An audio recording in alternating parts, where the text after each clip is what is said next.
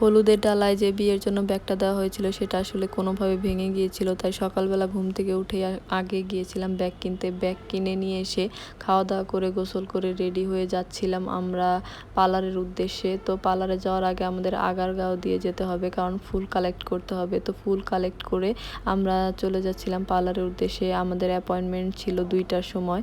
তো বিয়ে তো হয়ে যাবে, তার আগে একটু খাটিয়ে নিলাম বউকে। অ্যান্ড ফাইনালি আমাদের সাজগোজ শেষ।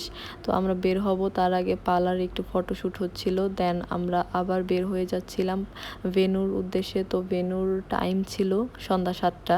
তারপর সেখানে বিয়ে পড়ানো হচ্ছিল এবং ভাইয়া এবং আপুকে স্টেজে বসানোর জন্য নিয়ে যাওয়া হচ্ছিল।